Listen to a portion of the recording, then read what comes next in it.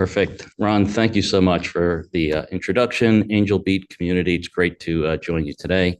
Thank you for spending some time with Madhav and myself. So as Ron mentioned, I lead the commerce and payments engineering team for Google Cloud. And I want to share with you our vision today of where we see agentic commerce going, shifting from user-driven clicks to more of AI-powered conversations and interactions. So we're going to talk about Google's AI engine, our Gemini and Vertex models, how this enhances personalization, enrichment, customer services, and really get to the heart of the matter of the difficult problems that need to be solved within the industry. So let's jump right into it. So as you all are aware, tech-savvy people, consumer behavior and expectations are changing very, very quickly. Consumers want seamless and consistent experiences across all apps, devices, and browsers and experiences, and expect merchants and companies to understand who they are and continually provide context-sensitive modes of interaction for them. So we're seeing this shifting very quickly.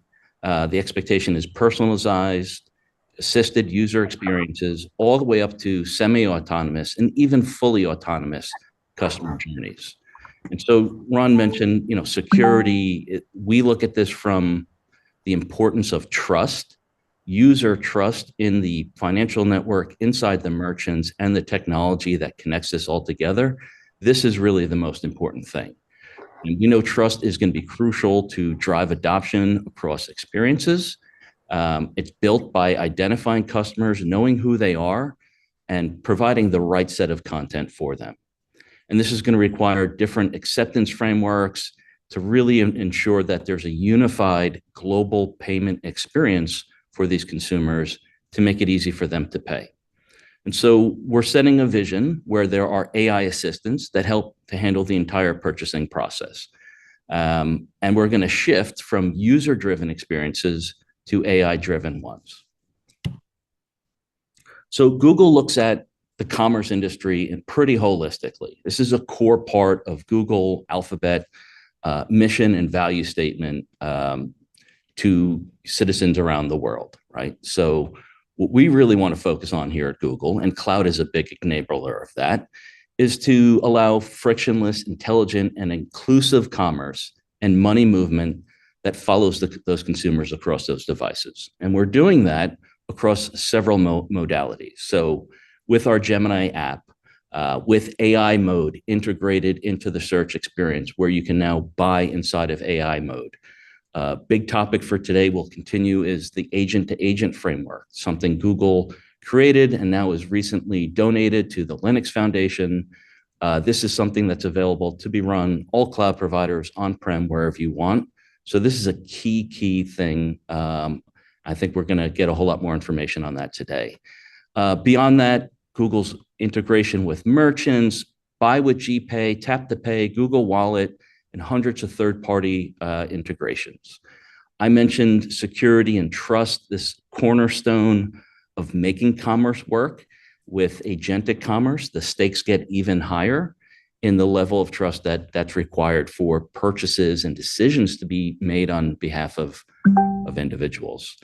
Moving down the stack there, these are Google's touch points: Search, Chrome, Android, YouTube, Play Store, Workspace, Maps. All of these are different touch points with billions of users around the globe that allow us to get closer to the edge, to help build those better experiences, and to leverage the fact that we have identity, right? We can leverage the fact that we have a known Google user who's authenticated to Google using a valid Android.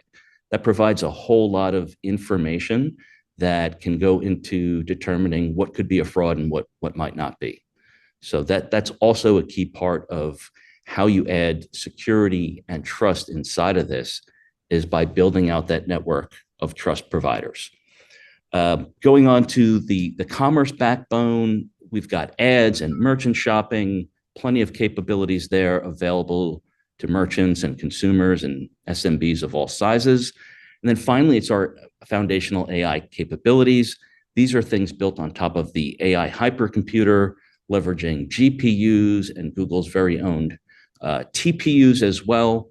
This is where we'll talk about agentic infrastructure and agent development, all of those sorts of things. So let's get right into a deeper dive on Google's AI engine. So we look at it across a couple different dimensions here. The first one is Google's 2-decade-long plus experience in innovation and development, where we're conducting research to develop these models and bring them to market. Gemini is Google's flagship AI model, offers multimodal capabilities. That means that it can understand text, code, images, and now video, which enables such more authentic use cases and sets of things that can contribute to a better commerce experience. And of course, large context windows allow merchants to understand the entire buying history of a potential customer and put together much more nuanced and personalized journeys for them. We spoke about those planetary scale applications with billions of users, and then going into the robust ecosystem, right? So the Android ecosystem, our developer toolkit, Google created TensorFlow and PyTorch XLA and JAX and Kubernetes. All of these things are available in open source to help you go drive AI inside of your organizations. Then finally, it's the cloud infrastructure, the global cloud infrastructure that enables these capabilities to be widely deployed quickly, securely, while adhering to data sovereignty and local laws of the countries that your businesses operate in. So let's take a quick look at what the Gen AI commerce architecture looks like. There's two different paths here. I like to think of them as AI for product and AI for productivity, right? So those are two different ways that we're approaching this.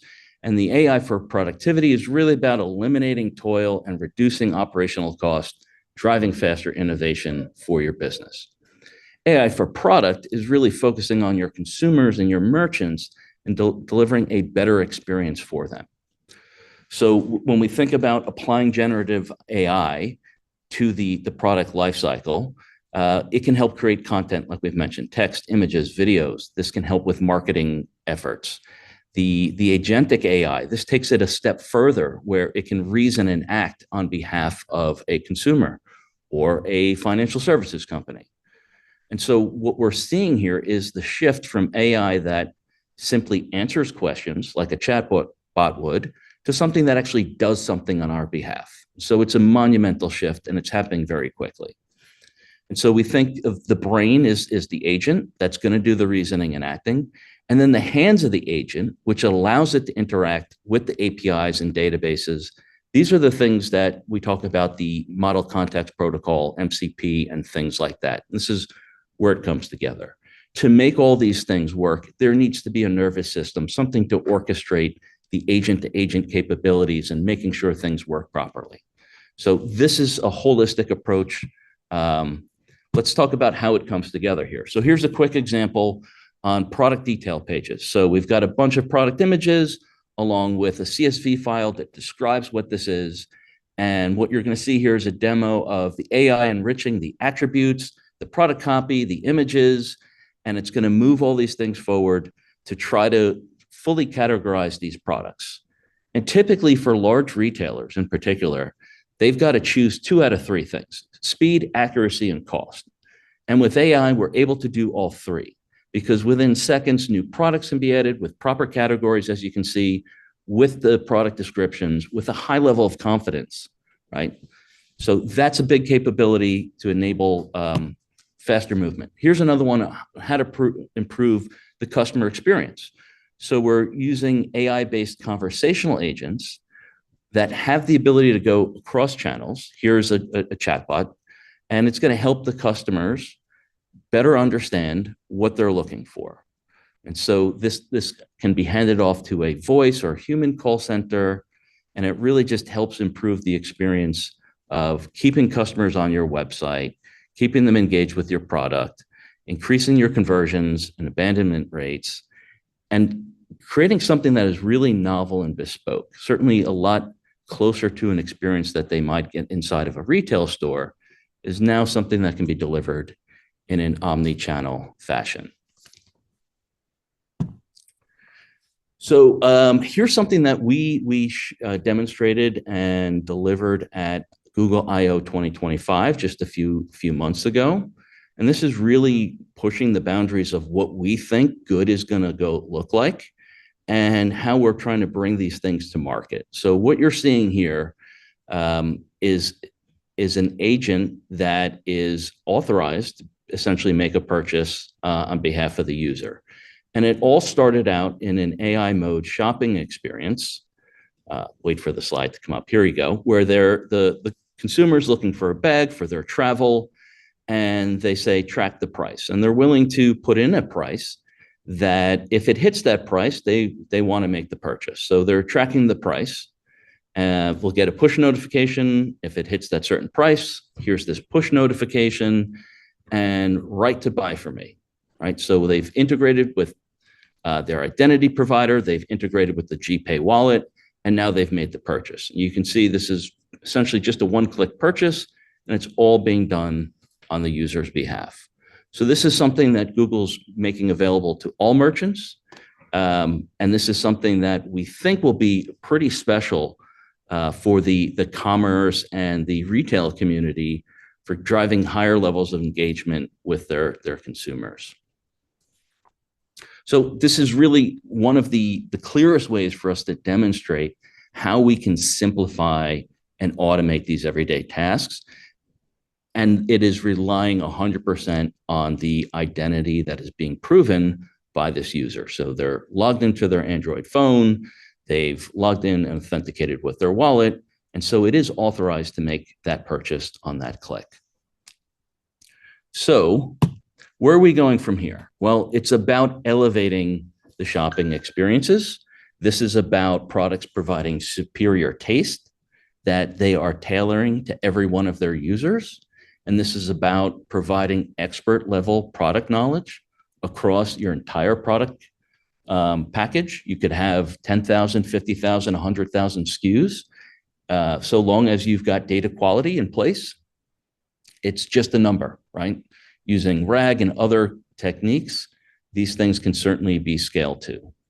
So the other thing that we're seeing consumers push for is, back to the personalization, it has to be extremely granular intent, right? So back to the idea of buying a bag. Well, maybe you've got you've got a special color. It has to be non-vegan leather. It has to be certain size, right? Maybe I want a brass zipper on it. All of these things, these are nuances that anything that's rule-based is not going to understand.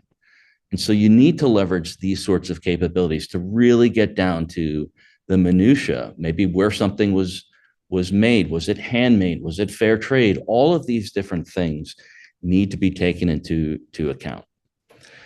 This can also be used for very time-sensitive things, right? How do you respond to market conditions? Maybe the weather is changing and you want to, I'm in New York City today, not the hottest one all the year, but maybe it's aware that it's a hot day, so let's sell some ice pops, those sorts of things, right? The ability to pivot quickly, to generate content, generate an ad for ice pops, have it pop up inside of Google Maps, those sorts of things. These are things that take a tremendous amount of time that could be automated and deliver a superior experience for your consumers. So we think it's about reimagining the future of payments. It's about a platform for innovation for financial services products. And it has to be designed with trust. It has to operate globally. It has to be simple, and it has to be flexible and safe. And so let's talk about things that get in the way. As technology providers, as engineers, as business leaders, how do we do these things, right? You can't just plug all these things together. It's simply not going to work. The intelligence of agents and the networks that they form cannot operate on a traditional data stack. They need a cognitive foundation that unifies the data from across your enterprise and provides these capabilities in a meaningful way so that they can persistently execute on behalf of you and your business and your customers. And we see a core requirement of this is an AI native foundation that can unify the transactional data that's generated at point of sale and beyond, along with the historical analytical data And the only way to really do that is pull together your transactional and your analytical systems. And so we see that coming together here. And we do it by not moving data. The more that your organization has to move data, the more control you lose of things. Not only is it expensive, it's more riskier because you've got different copies of the data. Data governance becomes a challenge. Keeping the data up to sync becomes a challenge. And so we think the right approach is bringing the right database engines to where the data resides. And so examples of that is inside of our highly transactional database services such as AlloyDB and Spanner, we're now bringing columnar database engines to that. And it's actually driving a 200x performance increase over what we were capable of before, right? And this means the data can say in your transactional layer, you're simply attaching an analytical engine to that. So capabilities with BigQuery, with connecting via Data Boost, opens these things up. So we're not moving data around, we're not integrating, we're not creating glue frameworks to move things around. We can control these things with a central point of governance and keep the data together. This is also extremely important when it comes to adding agentic capabilities with vector search, being able to understand how items are related, attaching a vector search engine to these things as well. So it's by combining all these things together, the data stays in the same place. You have different data engines connecting to it, really solves a lot of those operational problems. Hey, Justin, Yeah. Justin, I want to make sure we give enough time to your colleague Madhav before we have to finish. One more slide. Perfect. Thank you. Okay. And so it's not just about, agents doing all the work. It's about an agent-enabled workforce. And so we have data engineering agents to help you build these pipelines that take a few minutes to do, natural language, take this data from this place, move it to here, drop these columns. This is the PII, filter it, done. It can do that. Same thing for the data scientist, able to put together these notebooks seamlessly using natural language, and then down to the business users of enabling an analytics and natural language queries on top of that. So last slide here, Ron, thank you. This is about building the interconnected agentic system. It starts with unified data, security, and identity all wrapped together. And it's become so much more accessible to agent, our agent development kit, and using the MCP framework to pull all these things together. Madhav, I will pass it over to you. That was great stuff. Just a couple of key things I want to point out. If people want more insights on how you deploy this in your organization, let me know. We can set up follow-up discussions with Justin and his team. Some of the concepts and strategies that outlined are applicable outside, obviously, of financial services. How do you tie this together to interact with your customers? If you're an educational institution and you're selling courses, it's a similar mindset. It's very powerful. We can also work with you. There's a lot of question on how AI is affecting general search.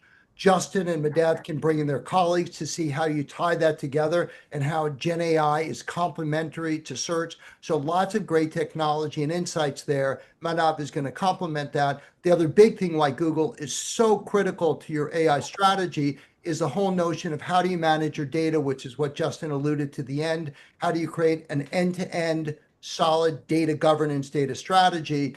And because Google's at its core is keen on data security. I know they're so keen on encrypting data at rest, data in use, data in motion, all these things. They're a great partner for this. All right, Madhav, let me turn it over to you.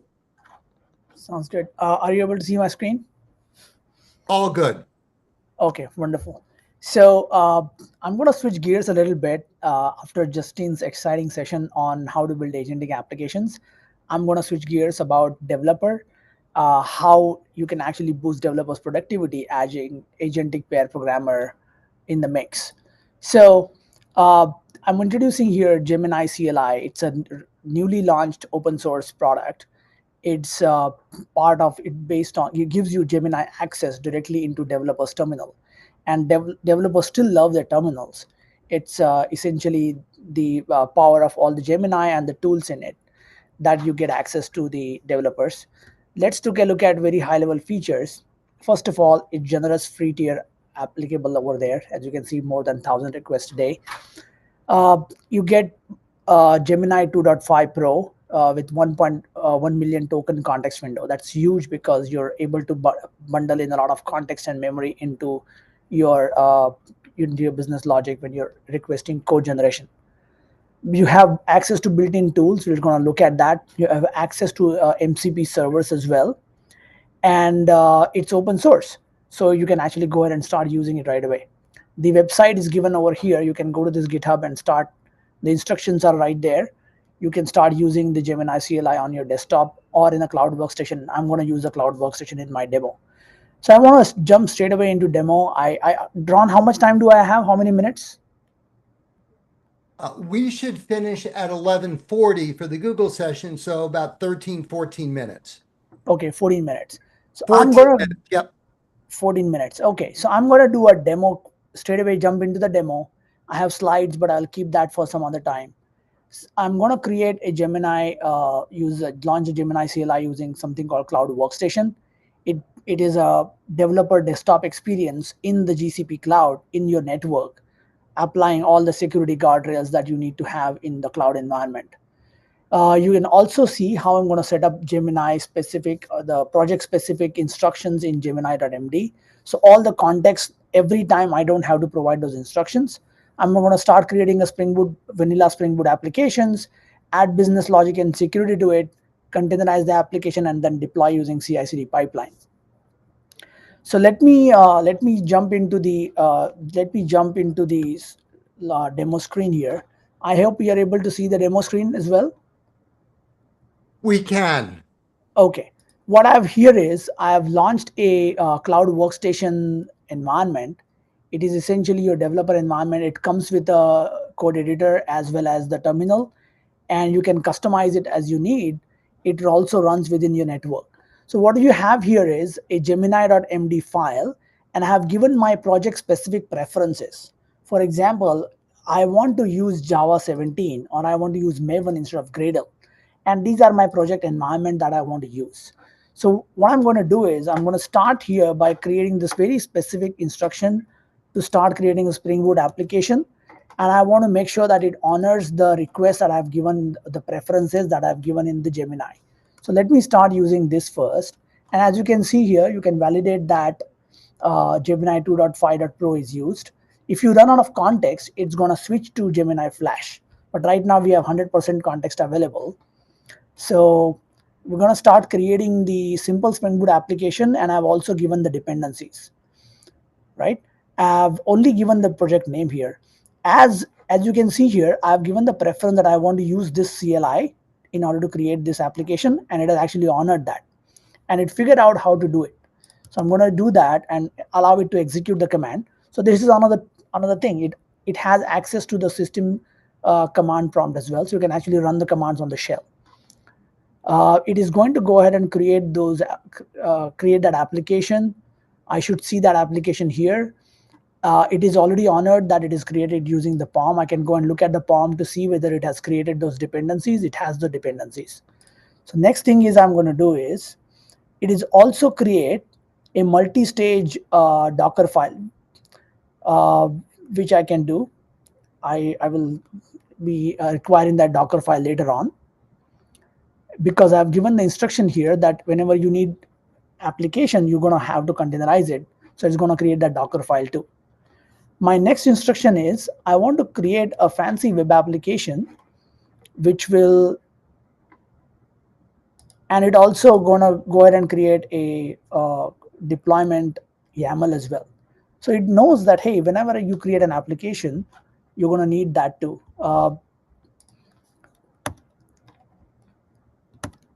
But I'm going to quit this one and jump into the Gemboot.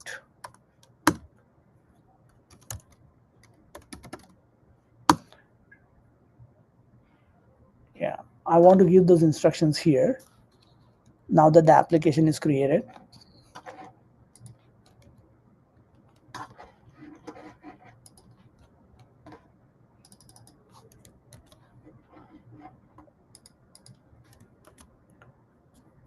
Next thing I want to do is I want to create application with and also secure that using OAuth 2.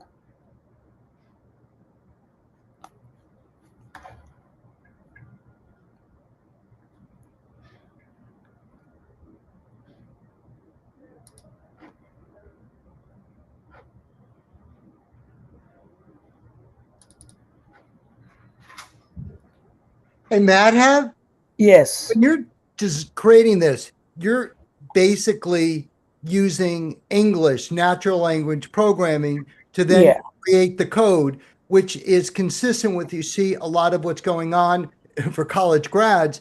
It's challenging for people who might have been Python programmers because now what we're seeing is English is now the most important programming language or whatever your particular language is. Right. So essentially what we're doing here is all of this requires a lot of sophisticated knowledge about how to set up the context, how to use security with Spring Boot applications. Now with Gemini, within my coding environment, I'm able to do that right away. So what it is doing here is it is adding the security filter chain that is necessary for authorizing the requests. So, and it is also going to add the dependencies, as you can see. We'll go and take a look at that. It would have added the required dependencies as well. So it also knows that since I'm using OAuth 2 with GitHub sign in, I also need to use GitHub client ID and secret here. So it goes ahead and adds those properties into the properties dot application dot properties files. As you can see, these properties got added here because I requested the OAuth 2 based on GitHub client. Now, not only that it has created all of that, every time we add a code change, I have given instruction in the Gemini MD that after making any code change, go ahead and compile the code, but don't run it. I don't want to run the code locally. Instead, I want to run the cloud pipeline. So it is going to run the code to see whether we got any errors or whether our code changes were successful. I think looks like our build was successful. Now, what it is giving us a recommendation is that go ahead and upload your actual properties, GitHub client ID and secret. I'm not going to do that here, but I'm just going to show you how I can simply run the because I already have the Docker file. I give the instruction in the Gemini that I want to create a Docker file using multi-stage. So I'll separate the build and run stage, as you can see here. And I have also given the instructions to use GCP project and the location and the artifact registry repository. So it has honored that too. So if you look at the cloud build YAML, it has actually created a variable based build pipeline. So very simple build pipeline, but it knows where to pick up the values from. So very project specific instructions are given here, and then the rest of the stuff that you need to do it here. I am just going to run the build pipeline, and then I will show you that the application is actually deployed somewhere. So I already have a deployed application, which is exactly the same application, but I'm gonna actually access this application. Now, because my application was secured using OAuth 2 and GitHub, it actually redirects me to the GitHub sign-in page. And then I have two-factor authentication enabled on it. So I'm gonna sign in using my GitHub credentials.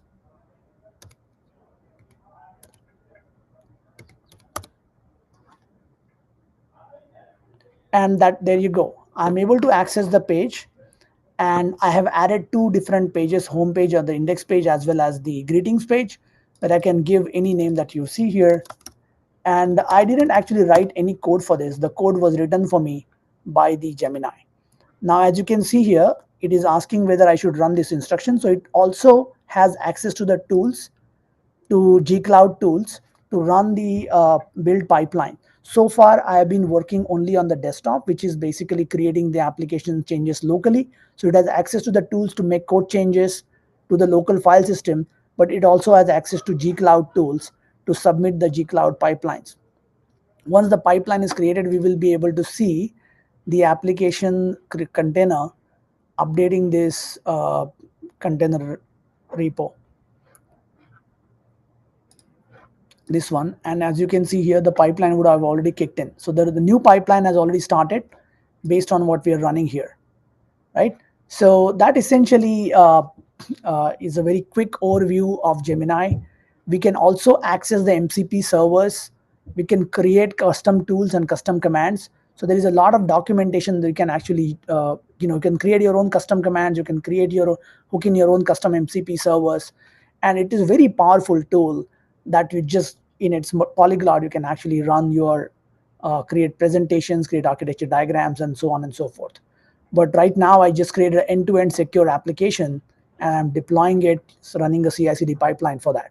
And it took literally less than 5 minutes for me to do that. So that's the power of Gemini. It's again, and the enterprise version of it is called Code Assist.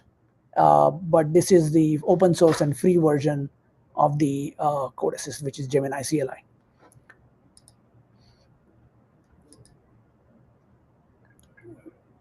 So that essentially is my demo. Ron, we can take back the content control. Any questions? Let me see if people have questions. We've got a few minutes. When I'm listening to this, I'm thinking back to when the cloud first started and people's jobs were based on racking and stacking servers, doing a lot of detailed configuration, wanting to be a Cisco certified network engineer, people who are creating HTML code, knowing the exact nomenclature, where to put a period, where to put a dash, is it a backslash, forward slash, all these details. And people were very scared. But what happened when the cloud emerged was that wasn't as if jobs went away. It's just that people had to become more strategic architects. And how do you go about understanding setting up virtual machines, tying together your on-prem computing with your cloud-based storage? How do you go about managing data in multiple places? And that's what happened. And you could see an analogous situation coming here with all the tools offered by Google. And I'm sure, we'll hear later today from the other hyperscalers, there are similar offerings, but it's a powerful example of now when people are looking at the impact of AI, it's just going to change people's job. And one of the things we're trying to do here is give you insights to Medev, give you insights from Justin and other people, so you know what you're going to do. You don't necessarily need to have detailed C# Python program expertise, but you do need to be more of a strategic architect, having detailed understanding of all these pieces fit together. And in doing so, you'll make yourself much more valuable. You will get promoted. You will make your organization more successful. And if people have questions about, well, how do I deploy this? How can I see how I can spend a little more time with Medev and Justin or anyone else to get this ready in your organization, we can facilitate that. As I said, Justin lives like 10 minutes away. We were joking, we had coffee a week or two ago. There aren't that many geeky cloud AI people in Long Island, New York, where we live. But, the good thing is there are literally thousands, if not tens of thousands of Google people who have expertise, different sectors of AI, difference between Vertex, Gemini, how Google can work with Anthropic, which is, a big company that they've invested in, and all these detailed questions on financial services, what's going on between traditional banking, where there are counterparts to Justin, got tremendous in-depth expertise, payment processing, which is going to change. We just really appreciate everyone's time. And I think this is a powerful demo showcasing how with architectural strategic knowledge, you can be really powerful. You can rely upon the heavy lifting that Google is doing behind the scenes and make your company better and get you promoted, which are my real two main objectives for everyone, either speaking or attending Angelbeat. Get promoted and make your companies thrive. Anyone else have any questions before we move it along? Justin and Medev, do you want to make any concluding comments? Yeah, we're here to help in case any further discussions are required. This is just a beginning of, I believe it's going to get better and better. And the advantage Google has is that right from the chip of our own TPUs, our own models, our own platforms, and perhaps the largest Kubernetes cluster out there, like 65,000 nodes. And then Vertex AI with all the agent space, higher level applications. So from serverless experience of agentic applications to the chips, that are fine-tuned with the best price performance out there for running any AI workload. We got it covered, everything. Everything is homegrown here. That's basically the differentiating value that Google brings to the table. And there is a tremendous application that we already see from various financial institutions, retailers, taking advantage of this homegrown full stack AI infrastructure, from infrastructure right to the serverless applications.